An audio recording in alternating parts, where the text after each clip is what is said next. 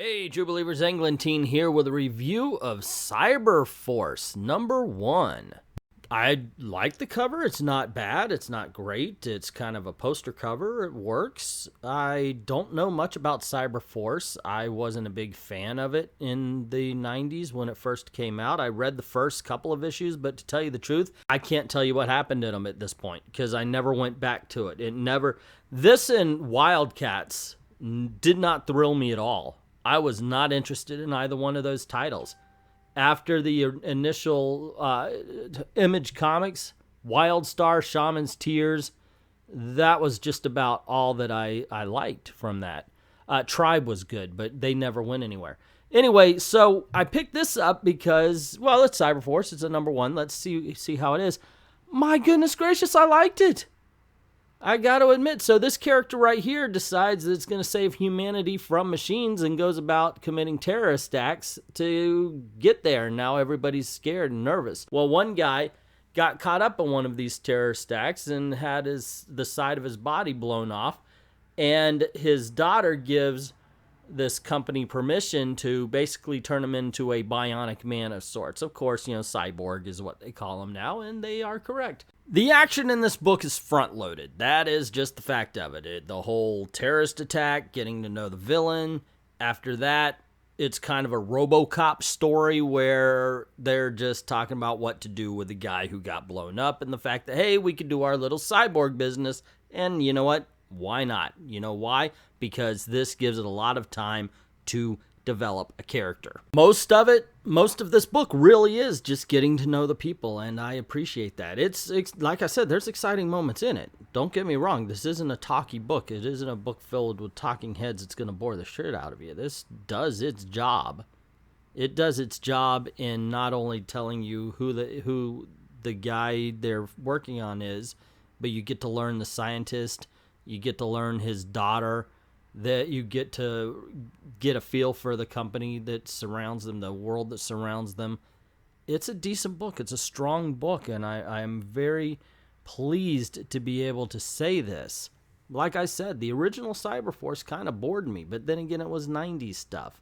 And that was all, we're a paramilitary group that blah, blah, yada, yada, bore. I don't know, maybe that's what Cyberforce is going to end up happening. It might just end up being a paramilitary style, we're going on a mission, when they get into talk about missions and all, that's when they kind of lost me. The same with X-Men, actually, now I'm thinking about it. I like X-Men before they were like, hey, we're getting prepared for this mission. Okay, whatever. Anyway, that's a little nitpick, and I'm not clarifying it at all here. So anyway, we do get to know this guy. I like the fact that he goes into a bit of psychology, and she's like, look, I know the company's going to want you to do this stuff, and he understands that he is owned. If they did this to him, they expect something for it. They brought him back to life. They own him, and he will be sent to do things that he doesn't want to do. And the psychiatrist is saying, look, I wish this didn't happen to you also.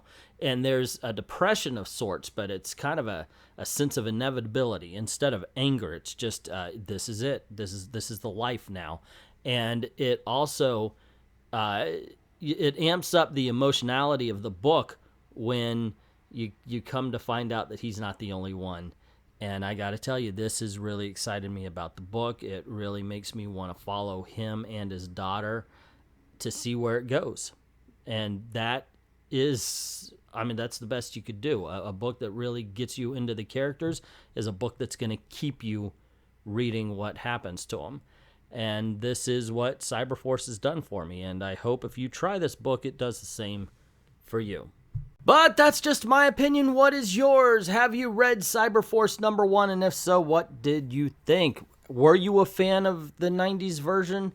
If so, I'd love to hear your take on this one, because I was not familiar with the characters going in, and this is all brand new to me, and I gotta say it worked. Let me know in the comments below.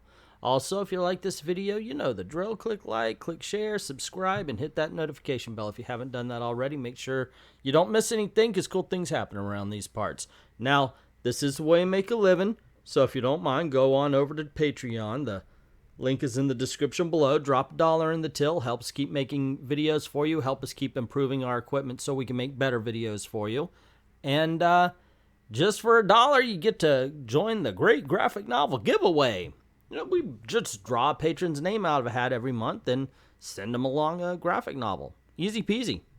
Yeah, $1 gets you in. I'd like to thank everybody who's already done that, and to everyone, all of the true believers, we say thank you very, very much for watching.